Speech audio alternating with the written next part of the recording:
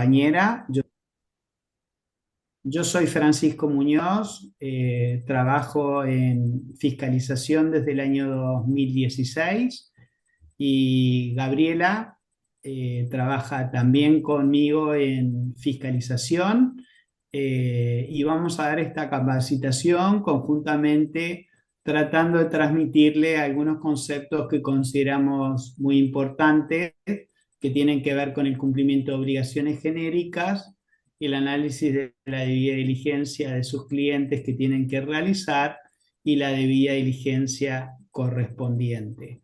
Gabriela, no sé si querés decir algunas palabras, te cedo la palabra. No, Sí, que sencillamente que les agradezco la presencia y bueno, y espero que les sea útil esta capacitación. perfecto. Entonces, para poder empezar la exposición, lo que vamos a hacer es compartir con ustedes una presentación en PowerPoint. Paso a compartir la presentación.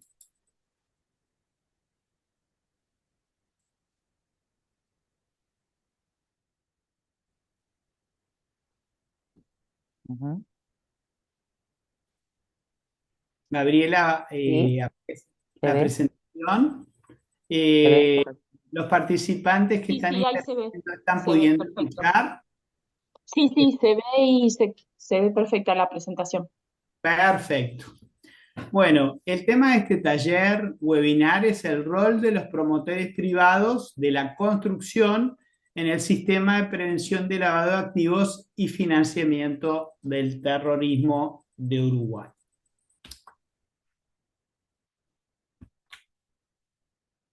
Vayamos a la siguiente slide. Ahí. Los temas que vamos a tratar en esta presentación son los siguientes. El punto 1, vamos a hacer mención al marco normativo a aplicarse en la prevención de lavado de activos y financiamiento del terrorismo. Les vamos a mencionar cuáles son las normas y cuáles a nuestro criterio son las más importantes que ustedes tienen que tener todo el tiempo para consulta, que son las más específicas. En segundo lugar, vamos a hablar de los promotores privados de la construcción como sujetos obligados no financieros, cuáles son las actividades reguladas. En tercer lugar, vamos a hablar de lo que nosotros llamamos el cumplimiento de obligaciones genéricas. Algunas obligaciones que como sujetos obligados no financieros tienen que cumplir, que son obligaciones genéricas que las vamos a detallar y que cuando son fiscalizados nosotros pedimos la acreditación del cumplimiento de estas obligaciones genéricas. El cuarto punto es un punto que nosotros consideramos fundamental, que tiene que ver con la realización de una evaluación de riesgo por parte de los sujetos obligados no financieros. Evaluación de riesgo que tiene que ver con la operación en la que ustedes van a intervenir por sus clientes, para sus clientes, y que para nosotros son muy importantes, y este punto, el de la evaluación de riesgo, está muy relacionado con la debida diligencia que después le tiene que realizar al cliente. El análisis de riesgo, la evaluación de riesgo es fundamental, les ayuda a determinar el riesgo y en conclusión saber cuál es el tipo de debida diligencia que tienen que realizar para su cliente. Luego veremos en el punto 5 la presunción de simple de riesgo bajo que se estableció a partir de la ley de urgente consideración cuando la forma de pago pasa por medios de pago electrónicos, por medios de pago bancarizados. Es decir, cuando la transacción se paga a través de los bancos, en principio hay una presunción simple de riesgo bajo que puede ser destruida si se da alguna situación que eleve ese riesgo. Vamos a analizar cuáles son las características de esta presunción simple de riesgo bajo y ver en qué casos se aplica. El punto 6 es ir a la otra punta, ver todas las situaciones de riesgo alto. Cualquiera de estas situaciones de riesgo alto, aunque la transacción se pague en su totalidad pasando por medio de pagos bancarizados, si se da cualquiera de las situaciones de riesgo alto que les vamos a mencionar, la presunción cae y ustedes tienen que considerar esa operación de riesgo alto y realizar una debida diligencia intensificada. Todo esto lo vamos a detallar mucho más detalladamente a lo largo de esta presentación. El séptimo punto tiene que ver con el reporte de operaciones sospechosas que ustedes están obligados a realizar cuando el cliente que tienen es una persona que les retasea la información. La operación tiene características de inusualidad que a ustedes les llama. Es un cliente que viene viene de un país extranjero, que puede ser un país que la persona muestra no tener ningún punto de contacto con el Uruguay y que cuando ustedes le hacen preguntas, ustedes notan que hay algo que no les cierra, que les resulta inusual.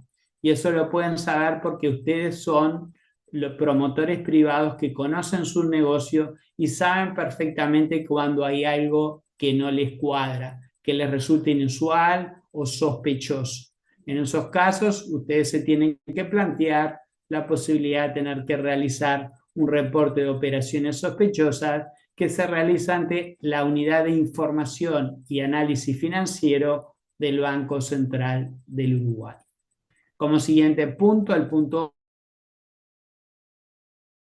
8, vamos a entrar en lo que es la debida diligencia a realizar por parte de ustedes en relación a sus clientes. Como ya dije, este punto, la debida diligencia, está estrechamente relacionado con el análisis de riesgo y no se puede realizar una debida diligencia si previamente ustedes no realizaron un análisis de riesgo, porque con el análisis de riesgo ustedes determinan cuál es el riesgo de esa operación, que podrá ser un riesgo bajo, un riesgo medio o un riesgo alto. Y en función de esa determinación, ustedes deberán hacer el tipo de debida diligencia que corresponda. Para casos de riesgo bajo, una debida diligencia simplificada. Para casos de riesgo medio, una debida diligencia normal. Y para casos de riesgo alto, una debida diligencia intensificada. Como punto 9, vamos a hacer un breve esquema del procedimiento administrativo fiscalizatorio. Les vamos a explicar cuáles son los pasos que nosotros damos cuando los sometemos a una fiscalización. Está todo regulado como debe ser el procedimiento administrativo y les vamos a explicar de forma somera, de forma esquemática, cómo se da este procedimiento en sus distintas etapas. En el punto 10 vamos a analizar las sanciones que les podemos aplicar en el caso de que en una fiscalización que les hagamos constatemos incumplimientos por su parte. Es decir, vamos a explicar cuáles son los criterios que por normativa debemos aplicar para determinar ante los incumplimientos constatados el tipo de sanción que les debamos aplicar y en el caso que la misma sea una multa, los criterios que debemos aplicar para establecer el monto de la multa. Y por último, vamos a entrar a analizar la página web de la CENACLAF, entraremos en la misma y veremos toda la información útil y pertinente que ustedes pueden recabar de allí y que los puede ayudar a realizar su trabajo de análisis de riesgo, debida diligencia del cliente. Hay una información muy útil, es muy amigable la página y los puede ayudar muchísimo. Estos son los temas que vamos a tratar en la presentación de hoy. Pasemos al primer tema. Marco normativo a aplicarse. ¿Cuáles son las normas en prevención de lavado de activos y financiamiento del terrorismo que ustedes deben tener presentes. En primer lugar está la Ley Integral contra el Lavado de Activos, número 19.574, que es de 20 de diciembre de 2017. En segundo lugar tenemos el decreto reglamentario número 379-018 de 12 de noviembre de 2018, y de este decreto reglamentario es muy importante que tengan en cuenta con especial énfasis el capítulo 4, que está referido al sector inmobiliario, que es el sector del cual ustedes forman parte. En tercer lugar, tenemos la Ley contra el Financiamiento del Terrorismo, 19.749, de 15 de mayo de 2019. Y también tenemos su decreto reglamentario, el 136 del 016, de 16 de mayo de 2019. En siguiente lugar, tenemos la Ley de Urgente Consideración, que es importante tenerla en cuenta porque en el artículo 225 de la Ley de Urgente Consideración se le hicieron modificaciones a la Ley Integral contra el Lavado de Activos, la 19.574, haciéndoles algunos agregados al artículo 17 de la referida ley, que son muy importantes tener en cuenta. Luego tenemos el decreto número 355-021 de 21 de octubre de 2021, que trata sobre el domicilio electrónico. Ustedes, como sujetos obligados no financieros, deben suscribir un domicilio electrónico ante la CENACLAF, y eso nos habilita a nosotros a poder realizar fiscalizaciones en relación a ustedes sin necesidad de ir a vuestras oficinas. A través del domicilio electrónico que ustedes suscriben ante la CENACLAF, nosotros podemos realizar una fiscalización completa a través del correo electrónico que ustedes establezcan.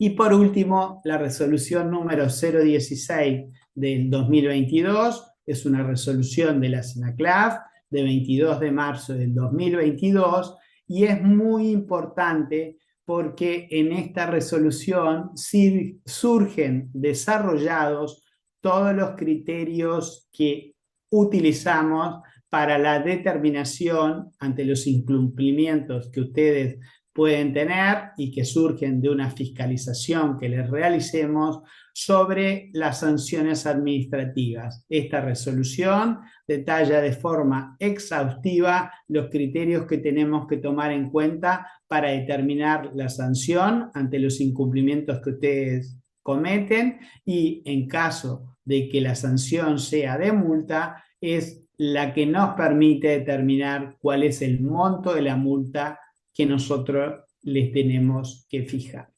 Ahora bien, le dije el marco normativo a aplicarse, en general toda la normativa que ustedes tienen que tener en cuenta. Ahora, de toda esta normativa que les mencioné, si ustedes me preguntan a mí cuál es la norma más importante para realizar el análisis de riesgo y la debida diligencia, les diría que es el decreto 379-018. Esa es la norma fundamental que deben tener impresa arriba de su mesa y que deben consultar todo el tiempo. Ahora, de esta norma es muy importante que tengan presentes dos capítulos. El capítulo primero, que tiene la parte general, que va del artículo primero al artículo 20, es muy importante y les recomiendo su lectura porque les va a dar una cantidad de información muy útil para poder realizar su trabajo. Y en segundo lugar, el capítulo 4, como ya les dije, del sector inmobiliario, que tiene alrededor de 10 artículos que les recomiendo que los lean porque de allí surgen los criterios para poder realizar una debida diligencia simplificada, cuál es la información que le tienen que pedir al cliente cuando se encuentra en una situación de debida diligencia simplificada porque el riesgo es bajo. También tienen los criterios o la información que le tienen que pedir a su cliente cuando se trata de una operación de riesgo normal y que por lo tanto da lugar a una debida de riesgo medio y que por lo tanto da lugar a una debida diligencia normal, y los casos están establecidos también en este capítulo de, al tratarse de un riesgo alto, de debida diligencia intensificada. Por lo tanto, el decreto 379-018 para mí es la norma fundamental que ustedes deben manejar, específicamente los dos capítulos que les mencioné. Pasando ahora al segundo punto, los promotores privados de la construcción como sujetos obligados no financieros. Esto está en el artículo 29 del decreto 379-018. ¿Qué dice esta norma? Las inmobiliarias, promotores inmobiliarios, empresas constructoras y otros intermediarios en transacciones que involucren inmuebles, con excepción de los arrendamientos, cualquiera sea la forma jurídica que adopten, deberán cumplir e implementar las disposiciones del presente decreto y las instrucciones que emita la CENACLAF y el Banco Central del Uruguay cuando corresponda. Se entienden comprendidos en el concepto de otros intermediarios en transacciones que involucren inmuebles, en especial los fiduciarios, los fundadores y los directores de sociedades anónimas dedicadas a esa actividad. Es decir, que por esta norma queda claramente establecido que los promotores inmobiliarios son sujetos obligados no financieros y por lo tanto están obligados a cumplir la normativa que surge de este decreto, de las leyes que sobre prevención de lavado de activos existan y de las resoluciones tanto de la CENACLAF como del Banco Central del Uruguay para sujetos obligados no financieros. El punto 3 tiene que ver con lo que nosotros denominamos cumplimiento de obligaciones genéricas y las paso a detallar. En primer lugar, ustedes como sujetos obligados no financieros tienen que inscribirse en el registro de sujetos obligados que lleva la CENACLAF de acuerdo a lo que se establece en el artículo 92 del decreto 379-018. Esta inscripción en el registro de sujetos obligados la pueden hacer por vía web a través de nuestra página web de la CENACLAF. Es muy sencillo el trámite. Después vamos a entrar en la página web de CENACLAF para mostrarles dónde está el link correspondiente. Como siguiente obligación, y ya la dije, está la de suscribirse al domicilio electrónico de CENACLAF. Tienen que hacer este trámite. Para aquellos promotores privados de la construcción que todavía no han hecho este trámite, decirles que están en situación irregular y que deben realizar el mismo. Este trámite también en nuestra página web de CENACLAF, que después entraremos, hay un link correspondiente con toda la información de cómo se realiza este trámite y por lo tanto el que tenga alguna duda entra en la página de CENACLAF, entra en la parte del domicilio electrónico en esa página y lee la información que hay y trata de realizar el trámite en línea. También debe haber en esa página donde está el domicilio electrónico algún link de consultas en donde nos podrán realizar las consultas pertinentes y nosotros con todo gusto los ayudaremos a realizar este trámite. El tercer punto, como obligación genérica, es la de implementar políticas y procedimientos de debida diligencia para sus clientes que les permitan obtener una adecuada identificación y conocimiento de los mismos. Esto vendría a ser que ustedes, como promotores privados, deberían tener un manual en donde establezcan las políticas y procedimientos que ustedes aplican cada vez que tienen un cliente, de qué manera se manejan, cuáles son las normas que aplican, cuáles son las preguntas que le realizan a ese cliente, cuál es el método de aprobación de los clientes, toda la información que tenga que ver con políticas y procedimientos y que sea un sistema estandarizado que les permita actuar siempre de la misma manera y que surja a partir de este manual.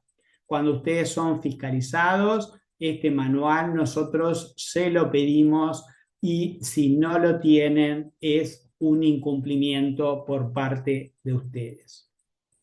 En cuarto lugar, tenemos como obligación que ustedes tienen como promotores privados de la construcción, la de designar un oficial de cumplimiento.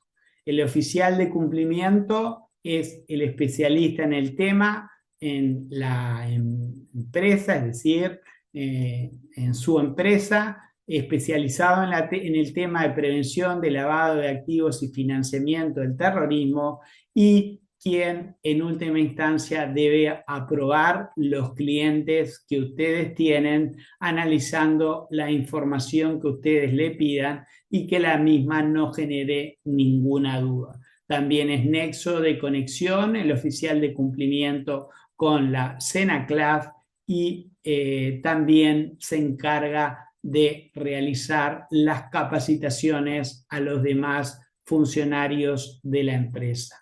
Esto está establecido en el artículo 16 del decreto 379-018, donde se establecen otras obligaciones que tiene el oficial de cumplimiento.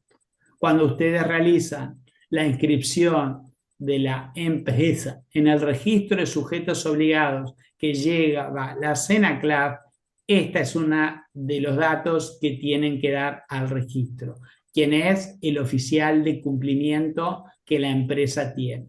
Pero además, tanto el oficial de cumplimiento como el manual de políticas y procedimientos que tenga la empresa deberán ser aprobados por el órgano de dirección de la empresa, de ustedes como promotores privados. Y cuando lo fiscalizamos les vamos a pedir el acta del directorio o del órgano de dirección de la empresa en donde se establezca claramente que se ha aprobado el manual de políticas y procedimientos y se ha designado a la persona tal como oficial de cumplimiento. Por otro lugar, es obligación que las empresas, como la de ustedes, tengan al personal capacitado adecuadamente en temas de prevención de lavado de activos y financiamiento del terrorismo.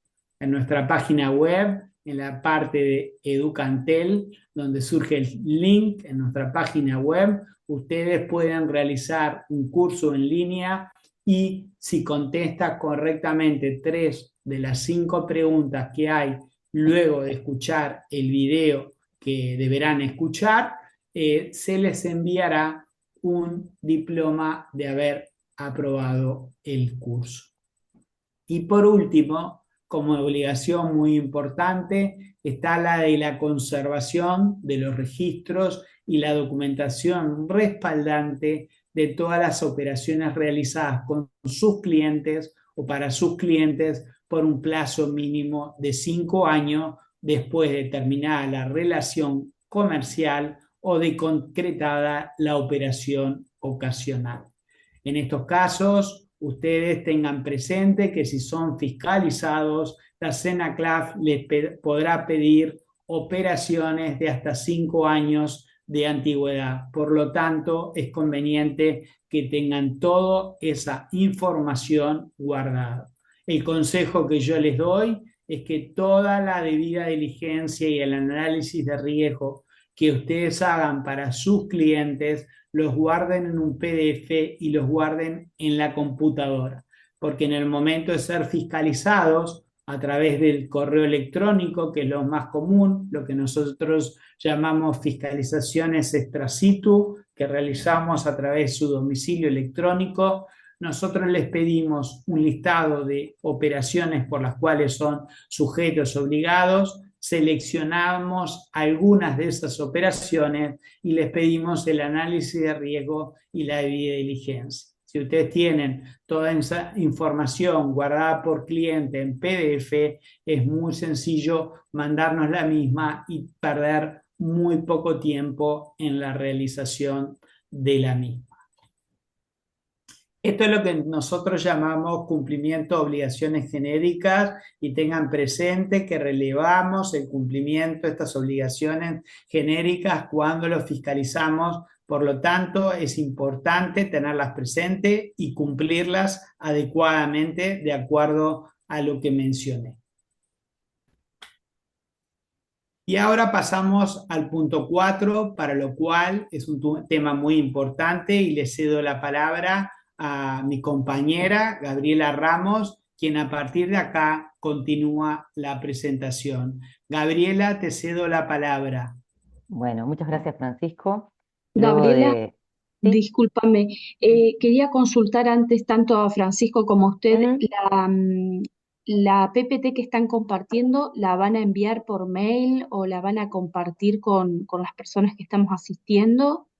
Brenda, en Sí, relación a eso, sí, sí lo que se va a hacer es, en su momento, se va a analizar tanto esta capacitación que se está grabando, y se va a analizar la presentación que se dio, y se va a subir a nuestra página web de Senaclaf.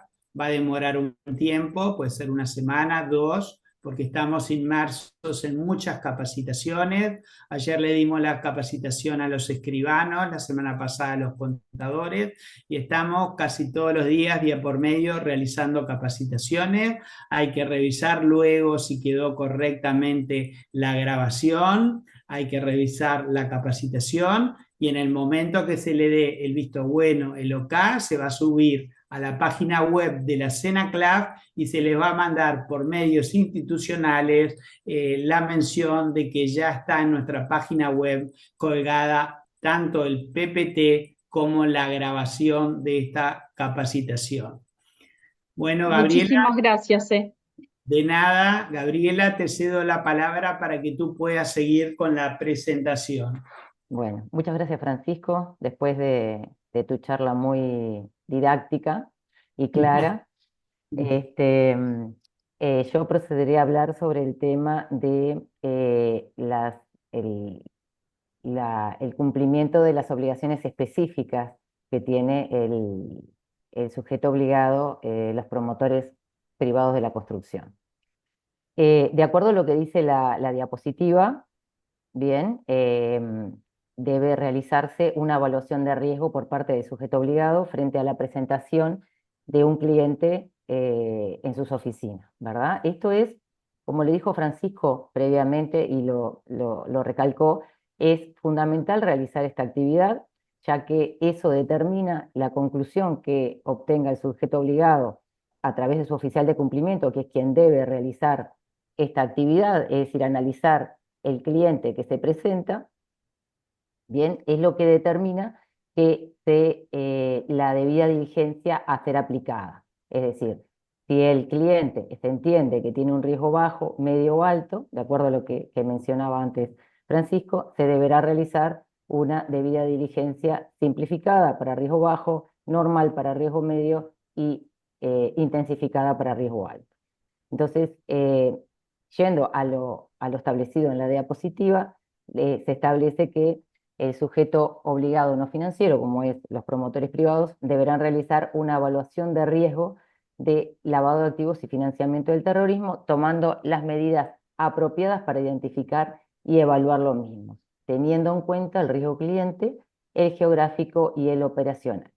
Esto, como surge de allí, está en el decreto, y como lo mencionó Francisco ya, es fundamental la lectura del decreto reglamentario, no solo de la ley, sino del decreto, y si la leen, digamos que van a tener una idea clara qué es lo que tienen que solicitarle al cliente, ¿verdad? Está en el artículo 4, 5, 10 y 31.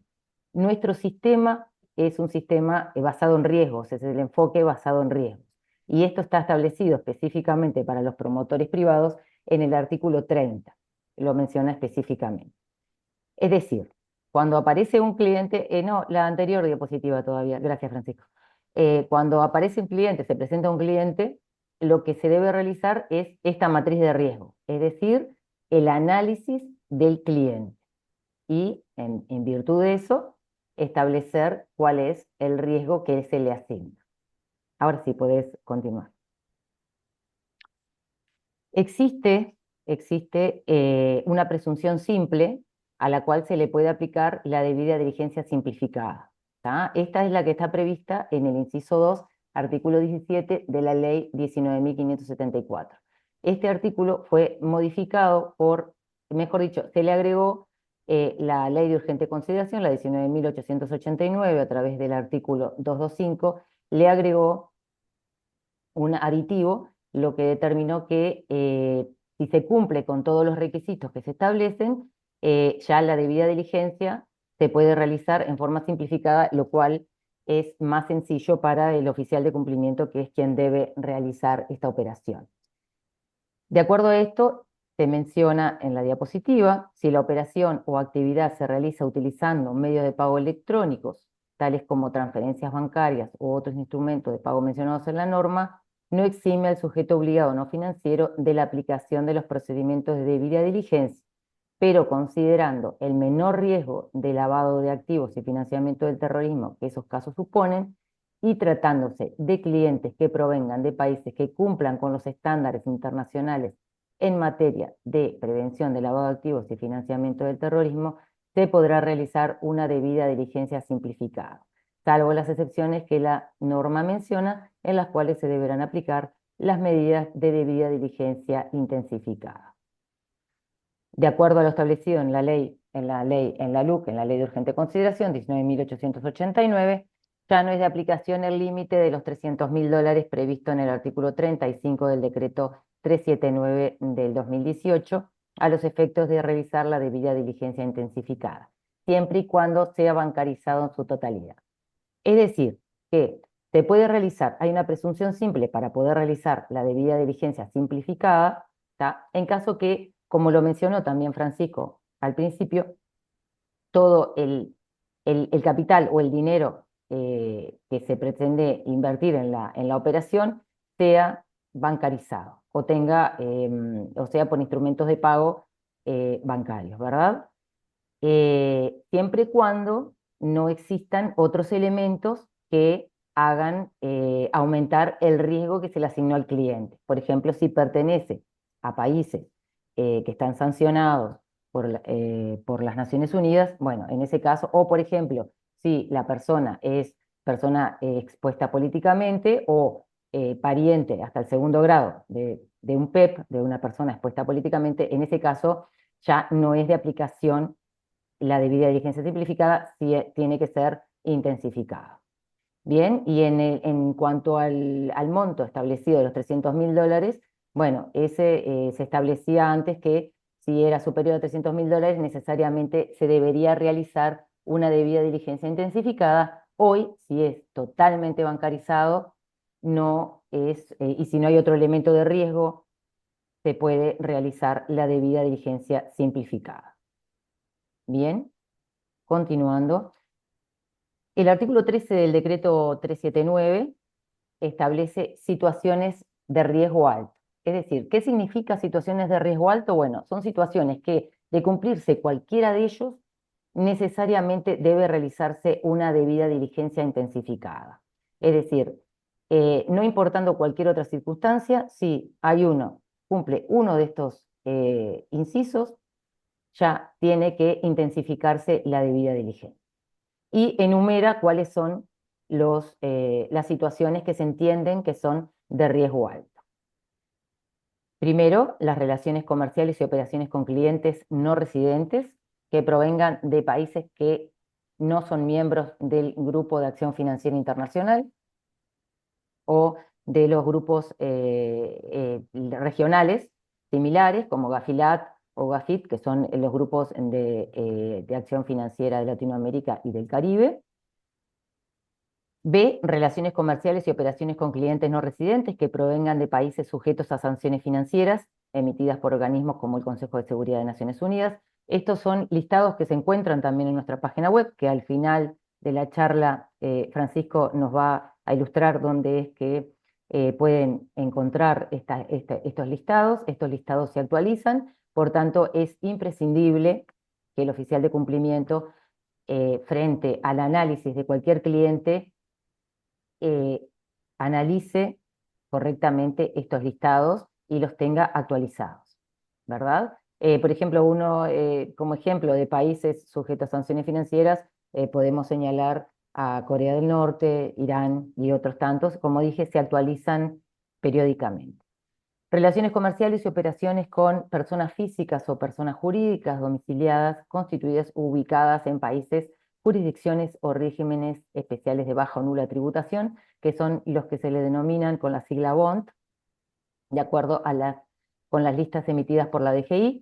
En este caso se aplica lo mismo que los listados del Consejo de Seguridad de Naciones Unidas, se actualizan periódicamente y el oficial de cumplimiento tendrá que tener la precaución de corroborar cada vez que se presenta un cliente a realizar una operación, o un cliente nuevo o un cliente que ya que opera con ustedes, debe realizar este análisis de las listas, ¿verdad? Para corroborar que no haya cambiado la situación. De operaciones que no impliquen la presencia física de las partes o de quienes los representen, que está estrictamente vinculado con la siguiente, que es la utilización de tecnologías nuevas o en desarrollo que favorezcan el anonimato de las transacciones. Aquí con lo que se pretende es que si no se tiene total certeza de quién está detrás de la operación, quién es que aporta los fondos, quién es que se beneficia con la misma, entonces necesariamente se debe ir a una debida diligencia intensificada para tener certeza de que quien está atrás sea una persona que no represente un riesgo de lavado de activos ni financiamiento del terrorismo.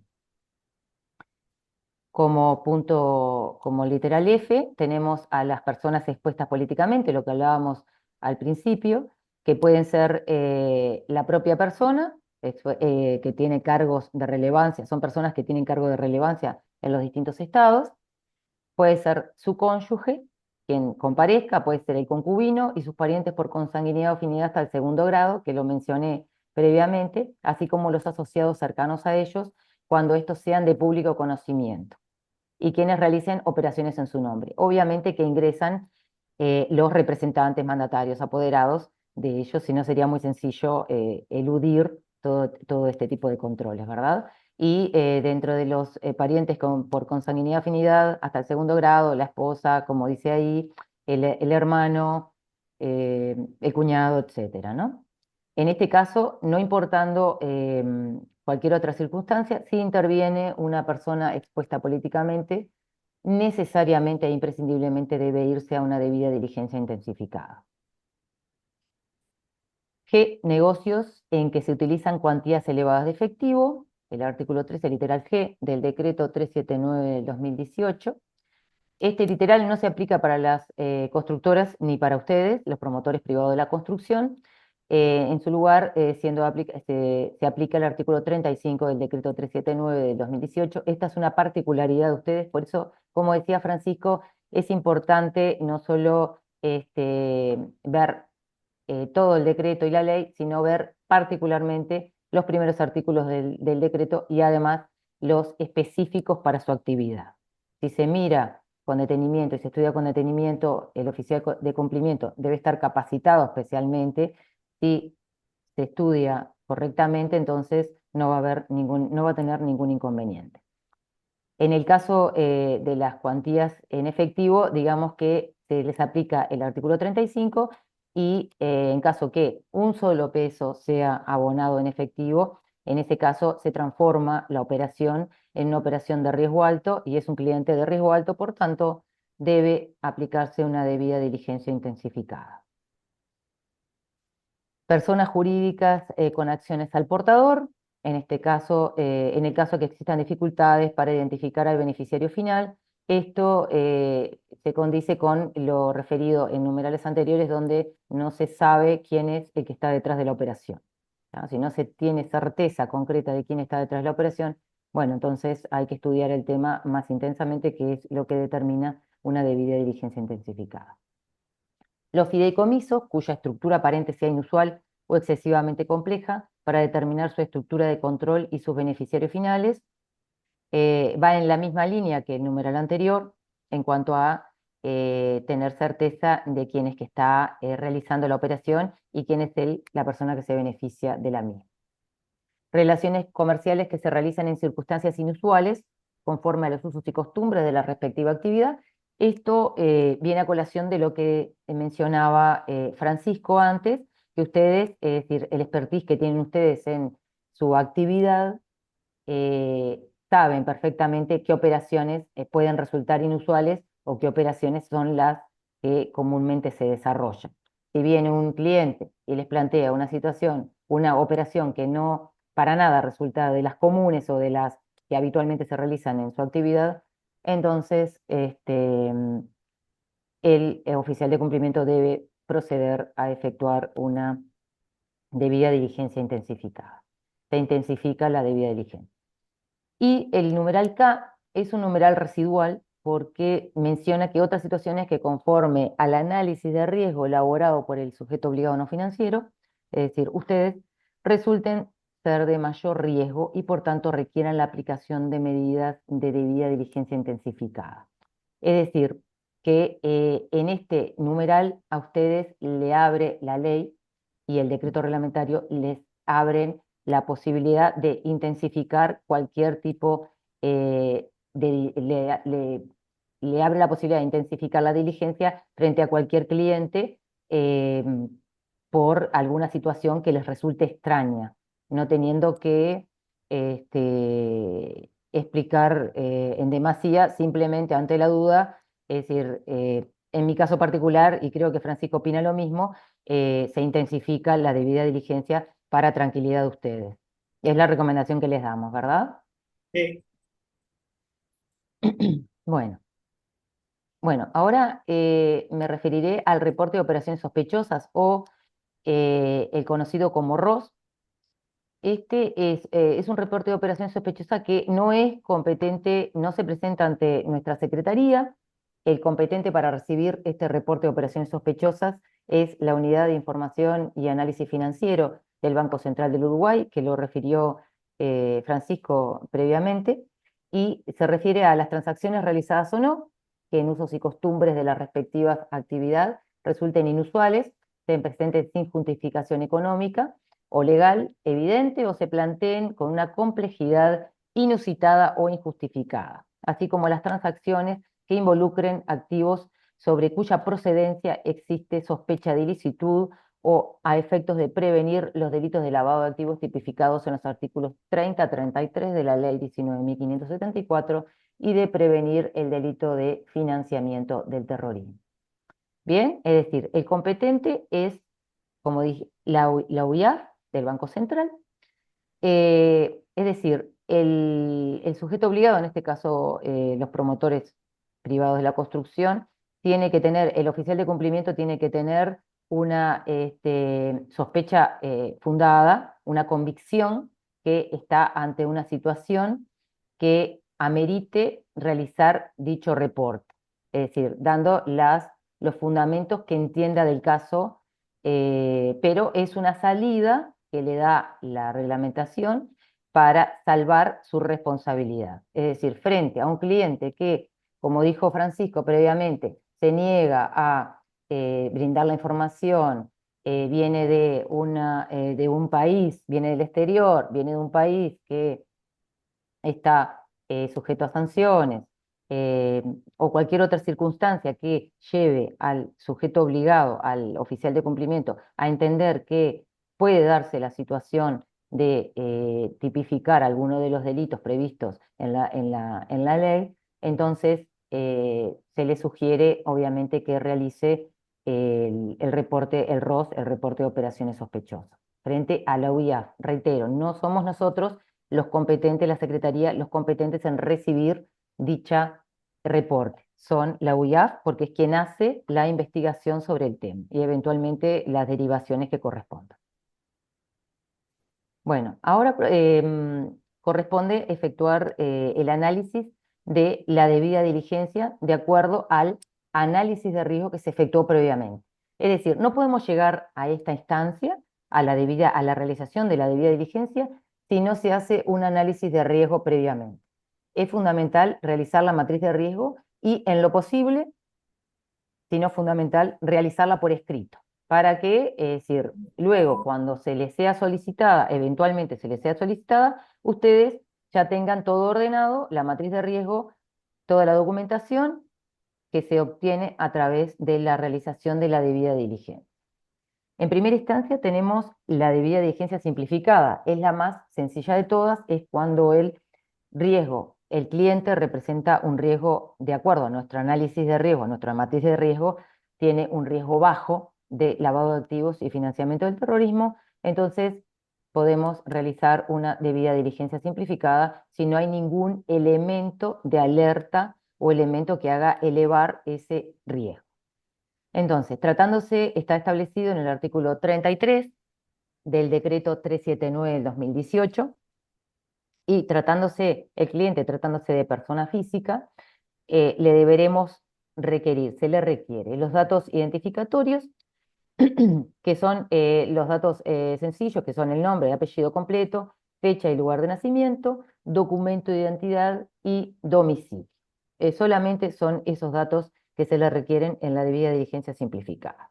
Determinar si el cliente actúa a nombre propio o de un tercero, y en este último caso verificar la representación e identificar y verificar la identidad de ese tercero. En caso que obviamente se esté representado por un apoderado, mandatario o representante, ¿verdad? Pero es sumamente importante saber a nombre de quién se actúa. Es decir, que la persona que comparece ante nosotros diga si actúa a nombre propio o si está representando a alguien más. Y en caso que represente a alguien más, bueno, que presente la documentación que acredite dicha representación. Asimismo, en la misma línea, se tiene que identificar al beneficiario final de la operación y tomar medidas razonables para identificar su identidad. Esto está establecido en el artículo 11, literal C, del decreto 379 del 2018. Como ustedes podrán ver, hacemos mucha referencia al decreto 379 del 2018 porque es quien establece todos los pasos a seguir, que si se siguen todos, se puede llegar a buen término en esta situación. Tales como la obtención, la anterior, Francisco, por favor, tales como la obtención de una declaración por escrito del beneficiario final. Esto facilita mucho si el beneficiario final suscribe un documento diciendo que es, por ejemplo, la persona comparece, el cliente comparece y él dice, actúa a nombre propio y además soy el beneficiario final de dicha operación, entonces le suscribe un documento donde indica que él es quien se beneficia de dicha operación. Que luego veremos que existen, nosotros en nuestra página web se encuentran los formularios que detallan, hay por persona física, persona jurídica, debida diligencia simplificada, la normal, la intensificada, y si ustedes utilizan nuestros formularios, ya van a tener todos estos datos para ser completados y facilitarles la tarea que tienen que desarrollar en este tema. Continuando, se debe, un requisito en la debida diligencia simplificada es verificar las listas confeccionadas en función de las resoluciones del Consejo de Seguridad de Naciones Unidas que se emitan sobre la materia, puestas a disposición en nuestra página web de la CENACLAF, que ya lo referí previamente, y deben conservar la documentación respaldante que permita reconstruir la operación. Esto lo refirió Francisco previamente. Es fundamental que ustedes, toda la documentación que obtengan del cliente, la guarden, porque es una falta el no contar con la documentación si en el caso que nosotros le solicitemos esa operación. Tienen que conservarla y esa documentación debe permitir reconstruir la operación, como si estuviéramos en el día 1 que vino el cliente. Bueno, en el caso de personas jurídicas, verificar su constitución y representación. En el caso de que el cliente sea una persona jurídica, verificar su constitución y representación, identificar y verificar la identidad del representante, su objeto social, giro habitual de negocios, y estructura de propiedad y control. En este caso, obviamente que es a los efectos de determinar quién es que controla dicha sociedad, ¿verdad? Bueno, a continuación, bueno, respecto a la debida diligencia simplificada, como vimos, piden los datos básicos que se deben tener para poder determinar quién es que comparece, quién es el beneficiario final, etc. La debida diligencia normal se aplica cuando se entiende que es un riesgo medio de lavado de activos y financiamiento del terrorismo. En este caso, la debida diligencia normal se aplica el artículo 32 del decreto 379 del 2018 para, en el caso de los promotores privados de la construcción. Tratándose de personas físicas, perdón, al final, si quieren, les respondemos, ¿verdad, Francisco? No sé cuál es. Sí, la idea sería continuar con la presentación para que siga un hilo argumental y que no se pierdan. Bien, Vemos de contestar alguna pregunta sin perjuicio de recomendarle que la mayoría de las preguntas las realicen a través de la comisión de consultas que después le vamos a mostrar dónde se realizan porque es una contestación oficial de la CENACLAP. Lo que contestemos tuyo y yo en el día de hoy es solo nuestra opinión personal y no la posición oficial de la CENACLAP. Por eso es conveniente que continúes la presentación a los efectos que puedan seguir el hilo argumental y no se pierdan con la exposición. bien, bárbaro. Bueno, continuando, ya dimos la debida diligencia simplificada, ahora corresponde la debida diligencia normal. Como mencioné, el artículo 32 del decreto 379, que refiere, es la debida diligencia normal aplicable a los promotores privados de la construcción, tratando de el cliente, si se presenta el cliente siendo una persona física, los datos identificatorios son básicamente los mismos que la debida diligencia simplificada, simplemente se le agregó que tienen que solicitar al cliente que indique la profesión, oficio o actividad principal. Bien, pero después es el nombre y apellido completo, fecha y lugar de nacimiento, documento de identidad y bueno, domicilio, profesión, oficio o actividad principal. Tratándose de personas jurídicas, la denominación, fecha y lugar de constitución, domicilio, actividad principal, nombre, apellidos y documentos de identidad de los socios o accionistas que posean como mínimo el 15% del capital integrado su equivalente o de los derechos de voto o que por otros medios ejerzan el control final sobre una entidad, sobre la entidad, datos identificatorios de los directores y números de RUT. Es un poco más detallado la solicitud, pero no, no excede lo que habitualmente se le debe solicitar a quien representa a la persona jurídica, ¿verdad? Asimismo, la debida diligencia normal se debe solicitar documentación que acredite la representación de la sociedad, e identificación de representantes. En el caso de que la persona, en caso que la persona física se encuentre representada por mandatario o representante, se le debe solicitar la información, la documentación que acredite esta condición, ¿verdad? Los mismos recaudos se deben aplicar para los fideicomisos, fundaciones y asociaciones civiles. Hay una situación puntual que es para el caso que no se tenga que realizar debida diligencia intensificada, se establece que alcanzará con una carta del administrador del fideicomiso patrimonio de afectación independiente, esto se aplica al fideicomiso y al patrimonio o patrimonio de afectación independiente, declarando que realizó satisfactoriamente los procedimientos de debida diligencia, debiendo establecerse el origen de los fondos aportados, así como el beneficiario final. Es decir, si estamos ante un fideicomiso y el administrador de dicho fideicomiso nos trae una carta donde nos indica que efectuó la debida diligencia, nos establece el origen de los fondos y nos establece quién es el beneficiario final, ahí ya se encuentra realizada la debida diligencia. Siempre y cuando, como dije, no sea intensificada. No se puede aplicar este tema para la intensificada.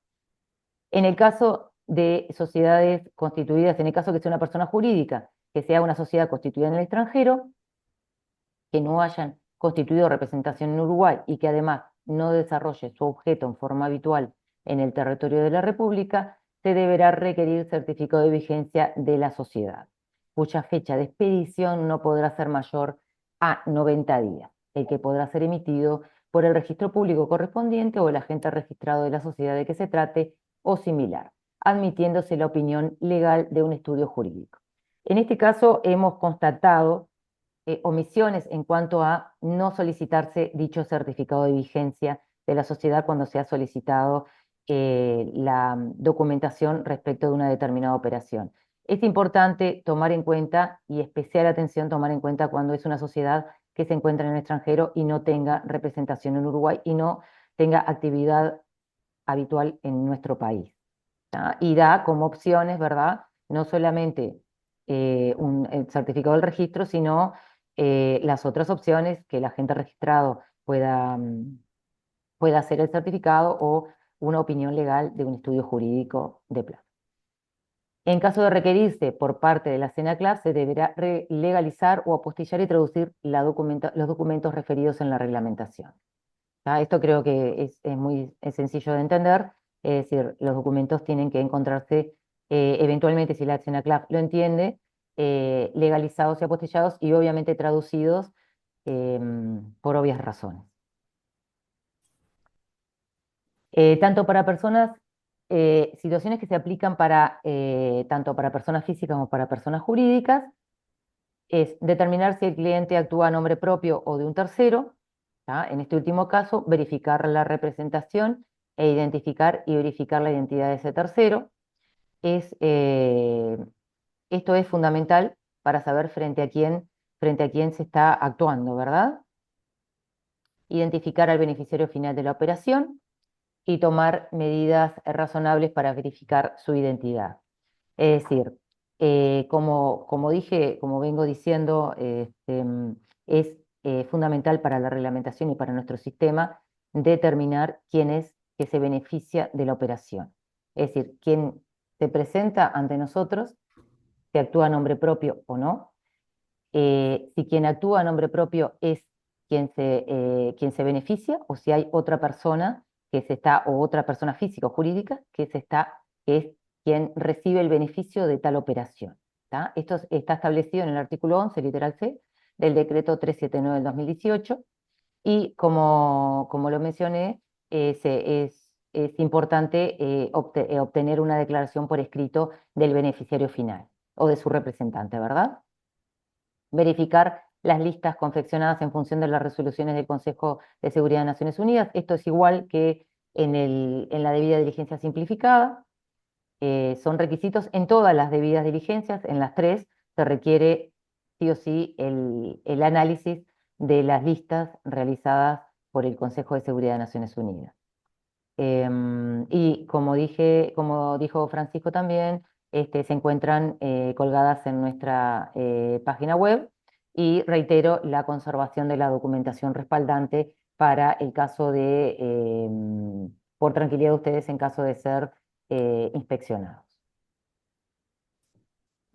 Bueno, en el caso de la debida diligencia normal se debe realizar también, a diferencia de la debida diligencia simplificada, se debe realizar una búsqueda de antecedentes en fuentes de las personas físico-jurídicas, es decir, del cliente, en fuentes públicas o privadas, para determinar su posible vinculación con actividades ilícitas o su pertenencia a otras categorías de riesgo, tales como las personas expuestas políticamente, conservando la documentación respaldante.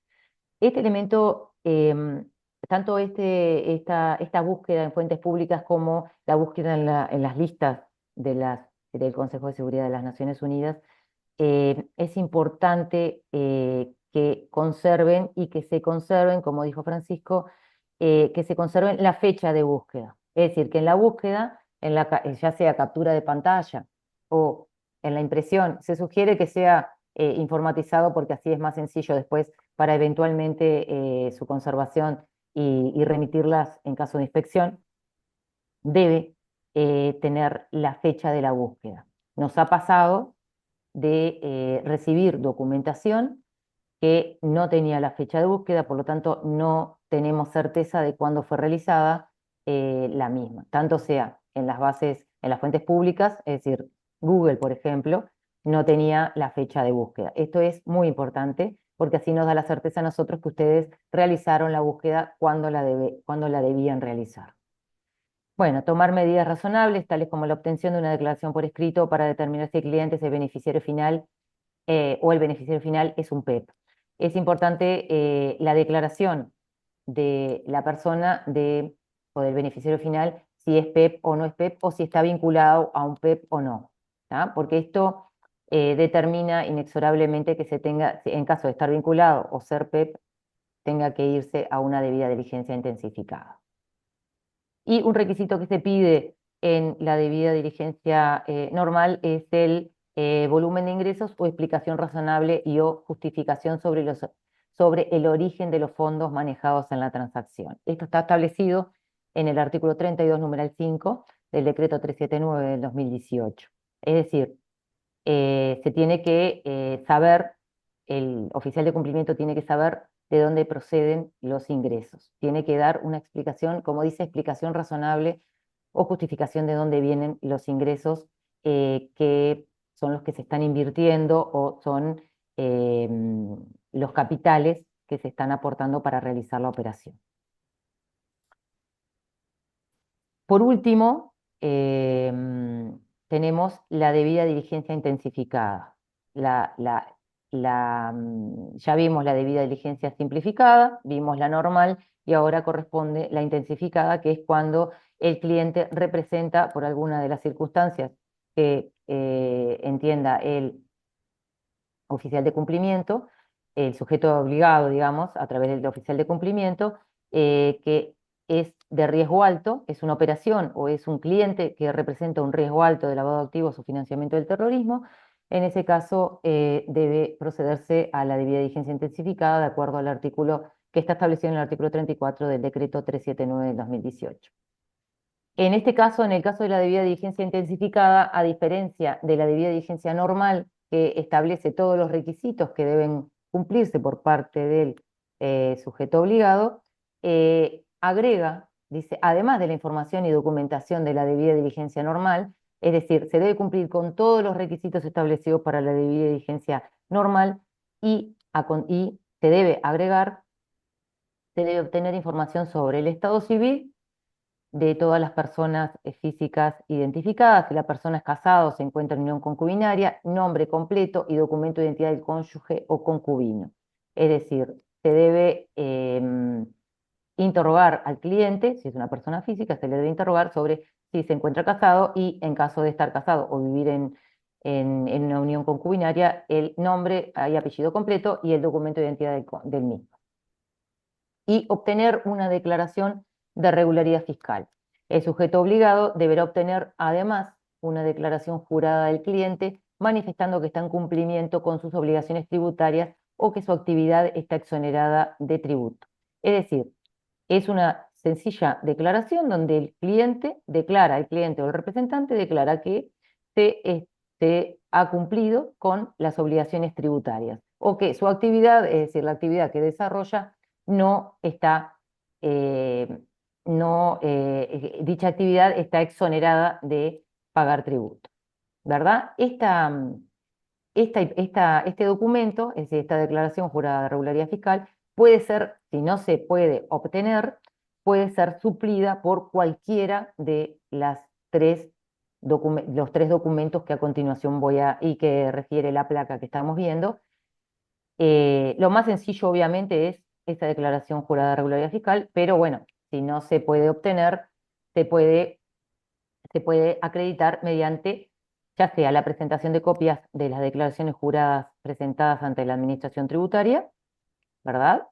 O con una constancia emitida por la Administración Tributaria que establezca que el cliente se encuentra al día con sus obligaciones tributarias, pudiendo acreditarse con la presentación del certificado único vigente expedido por la misma. En este caso, en nuestro país, por ejemplo, sería el certificado único de DGI. ¿Tá? Esto es nuevo o es relativamente nuevo, tiene pocos meses. Fue una resolución de nuestra Secretaría, la 272 del 2024, del 1 de agosto del 2024, para facilitar, en caso de no poder obtener alguno de los restantes documentos. Y si lo anterior no fuere posible, se admitirá una carta emitida por los profesionales que lo asesoran en materia tributaria. Es decir, se le solicita, el oficial de cumplimiento debe solicitarle al cliente que una carta, en caso de no poder obtener ninguno de los otros documentos, una carta de los profesionales que lo asesoran en materia tributaria de que está al día o que su actividad está exonerada. Y por último, tratándose de entidades obligadas a registrarse por la ley 18.930, la ley 19.484, se deberá solicitar copia certificada de la declaración jurada presentada ante el registro del Banco Central del Uruguay. Es importante este punto en particular, que muchas veces se omite, porque en dicha declaración jurada que se presenta ante el Banco Central están cómo fue constituida la sociedad, quiénes son los integrantes de la misma, qué cuota tienen en la misma y quiénes son los beneficiarios finales y un montón de otros datos que le facilitan al oficial de cumplimiento poder efectuar un control correcto del cliente. Y bueno, mi intervención queda por aquí. Te cedo la palabra, Francisco, les agradezco. Muchas gracias, Gabriela. Continúo con la presentación. Antes de continuar, quisiera hacer un breve repaso de lo que vimos hasta ahora para redondear. Vimos en esta presentación lo que son el cumplimiento de las obligaciones genéricas y tienen que tener presente que cuando son fiscalizados nosotros les solicitamos el cumplimiento de esas obligaciones genéricas, tales como estar constituidos en el DOMEL, estar constituidos en el registro de sujetos obligados. Les vamos a solicitar el acta del órgano de dirección de la empresa en donde se aprueba el manual de políticas y procedimientos. Le vamos a solicitar el acta de nombramiento del oficial de cumplimiento por el órgano de dirección. Vamos a solicitarle documentación de debida diligencia y análisis de riesgos de los últimos 5 años, por lo tanto están obligados a guardar toda la documentación de análisis de riesgo y de diligencia de sus clientes por ese plazo. Luego estuvimos analizando la importancia del análisis de riesgo y su relación absolutamente pegada con lo que es la debida diligencia que le tienen que realizar. No se puede realizar la debida diligencia si previamente no se ha realizado el análisis de riesgo. Para facilitarles el trabajo del análisis de riesgo, hicimos mención a 2 normas que les facilitan hacer el análisis de riesgo. Estas 2 normas son el inciso segundo del artículo 17 de la ley 19.574, que lo que básicamente los hace hacer a ustedes, a sus clientes, es una pregunta muy concreta. ¿Cómo se va a pagar la operación? Si el cliente les dice que la operación se paga a través de transferencia bancaria o de medios de pago que pasen por los bancos, ustedes tienen en ese caso una presunción simple de riesgo bajo. Pero para ver si esa presunción simple se mantiene, tienen que ir a la otra norma que es fundamental para poder realizar el análisis de riesgo, que es el artículo 13 del decreto 379018. ¿Qué hace este artículo 13? Determina las situaciones de riesgo alto por las cuales sí o sí, si se da una sola de estas situaciones, la presunción simple de riesgo bajo que teníamos por la aplicación del artículo 17 de la ley 19.574, cae la presunción y debemos ir a considerar la operación como de riesgo alto y realizar una debida diligencia intensificada. Después vimos lo que es el reporte de operaciones sospechosas que se da en esas situaciones en donde el cliente nos da información y nos damos cuenta que la misma no nos cuadra, que no nos cierra, que hay algo que no cierra. Seguimos preguntándole, haciéndole más preguntas y de acuerdo a lo que nos contesta vemos o que nos retasea información o que la misma no es congruente o que la operación es injustificada. En esos casos nos tenemos que plantear claramente la necesidad de realizar un reporte de operaciones sospechosas. El no realizar un reporte de operaciones sospechosas cuando el mismo es necesario realizarlo por las inseguridades, incongruencias que hay, puede significar tanto, por un lado, la imposición de una sanción, generalmente es de multa, si debiendo realizar un reporte de operaciones sospechosas no lo realizamos, y también podemos tener un riesgo reputacional, porque eso puede salir el día de mañana en una primera página de un diario y se nos puede vincular con ese cliente y eso es un riesgo reputacional que las empresas lo pagan muy caro. Por lo tanto, es muy importante que cuando hay que hacer un reporte de operaciones sospechosas, el mismo se realice. Ahora, cuando se hace un reporte de operaciones sospechosas, es fundamental que ustedes den toda la información exhaustiva por la cual ustedes llegan a esa conclusión que les genera dudas sobre el caso concreto. No sirve poner en el reporte de operaciones sospechosas, tengo dudas sobre esta operación, punto. No, la UIAF del Banco Central del Uruguay les pide que sean exhaustivos en la explicación por la cual ustedes llegan a la conclusión de que esa operación es sospechosa o les genera dudas, porque a partir de ahí puede hacer un análisis profundo que sirva y no se están malgastando los recursos del Estado, que son pocos. Después de ello vimos la debida diligencia a realizar, como también nos los explicó Gabriela, que como ya dije está relacionado con el análisis de riesgo que realizamos previamente. El análisis de riesgo se puede realizar a través de una planilla Excel que ustedes armarán para el caso concreto de su empresa, o también, si no les gusta utilizar las planillas Excel, lo podrán hacer el mismo análisis de riesgo a través de un Word, en donde van explicando la situación, como ya les dije, utilizando estas dos normas que son el inciso segundo del artículo 17 y de la ley 19.574 y el artículo 13 del decreto 379018.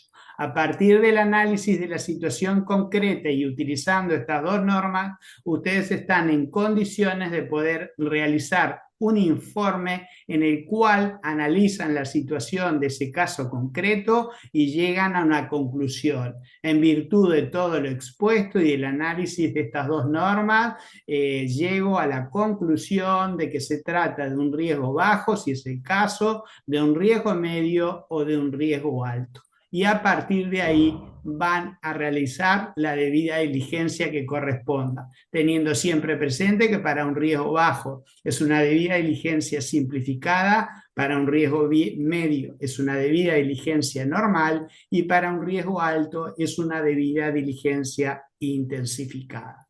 Y ahora siguiendo con la presentación, les vamos a... Un detalle, Francisco, que parece de perogrullo, pero es importante aclarar que el análisis de riesgo y la debida diligencia debe hacerse en el 100% de los clientes que llegan a la oficina, ¿verdad? Que se presentan. Eso es... Por supuesto, perfecto, Gabriela, es así. Siempre el análisis de riesgo y la debida diligencia siempre tiene que ser realizado. El no realizar un análisis de riesgo o una debida diligencia a un cliente que nosotros le solicitemos en una fiscalización es una situación grave que generalmente da lugar a la imposición de una multa. Por lo tanto, ténganlo en presente la importancia que tiene que de todos los clientes ustedes tienen que realizar un análisis de riesgo y una debida diligencia. Pasando ahora, vamos a hablar sobre cómo es de forma esquemática el procedimiento administrativo sancionatorio. Nosotros tenemos dos formas de fiscalizarlos, lo que llamamos fiscalizaciones in situ, que son en vuestras oficinas, compareciendo los fiscalizadores en la misma, labrando un acta e iniciando el procedimiento fiscalizatorio. Pero la mayoría de las veces la realidad es que lo que nosotros realizamos son fiscalizaciones extra situ. A partir de que ustedes constituyeron el domicilio electrónico, lo suscribieron ante la CENACLAF, nosotros a partir de ahí podemos realizar toda una fiscalización utilizando el correo electrónico que ustedes nos proporcionaron. Cuando iniciamos una fiscalización, por ejemplo, extra situ, les mandaremos un correo electrónico y les diremos algo así como usted está siendo sometido a un procedimiento fiscalizatorio a partir de este momento, le solicito que me mande todas las operaciones por las cuales usted, sujeto obligado no financiero, de los últimos 2 años, por ejemplo. Ustedes nos mandan todo ese listado y a partir de ahí nosotros, aplicando un enfoque basado en riesgo, les vamos a elegir aquellas operaciones que consideremos que son de mayor riesgo para ver cómo realizaron ustedes el análisis de riesgo y la debida diligencia. Les elegiremos 2, 3 o 4 operaciones que consideremos de riesgo y les pediremos que nos manden el análisis de riesgo realizado de esas operaciones y la debida diligencia. Como les dije anteriormente, es muy ventajoso para ustedes en la medida que van recibiendo nuevos clientes, ir armando carpetas en la computadora, pasando toda la documentación a PDF y guardándola en la carpeta respectiva del cliente. Porque cuando nosotros les pidamos las operaciones, va a ser muy sencillo para ustedes, de acuerdo a los clientes que les hayamos seleccionado, que nos manden rápidamente toda la documentación y no tengan que perder tiempo en relación a este tema. Una vez que nos mandan ustedes todo el análisis de riesgo, la debida diligencia y la acreditación del cumplimiento de las obligaciones genéricas que le habremos solicitado, nosotros procederemos en el área de fiscalización a realizar un informe de fiscalización analizando cada uno de los documentos que ustedes nos mandaron y viendo en cada caso si realizaron correctamente el análisis de riesgo y la debida diligencia que tuvieron que realizar. Es importante que tengan presente que si se da una situación en donde el riesgo es alto y debieron haber realizado una debida diligencia intensificada y por errores ustedes realizaron consideraron la operación de riesgo normal o de riesgo bajo y realizaron una debida diligencia normal o una debida diligencia simplificada, debiendo haber realizado una debida diligencia intensificada, esa es una situación grave que seguramente dé lugar a la imposición de una sanción de multa. Por lo tanto, tengan presente que realizar este trabajo por parte del oficial de cumplimiento es un trabajo de gran responsabilidad y tiene que ser realizado con la seriedad y el conocimiento normativo que requiere esta función.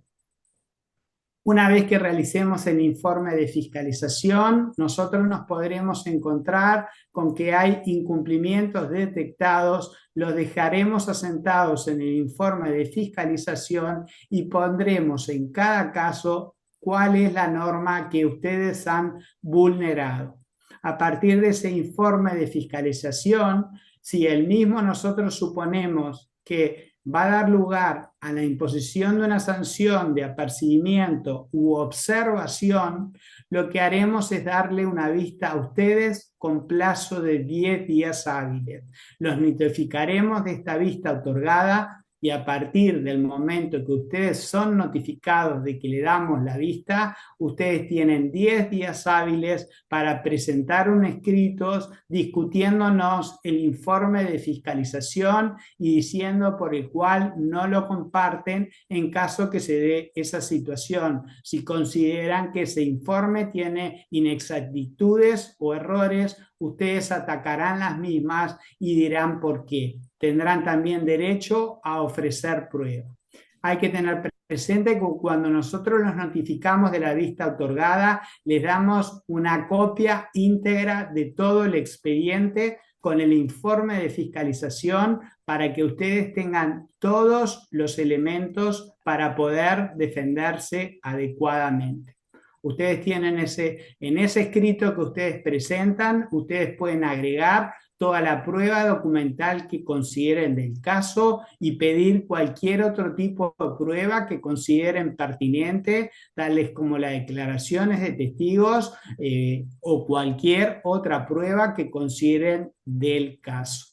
Una vez diligenciada esta prueba, si ustedes hubieran presentado escrito evacuando vista y se hubiera diligenciada la misma, ese expediente pasará para la asesoría jurídica de la SENACLAB, que analizará la evacuación de vista que ustedes realizaron.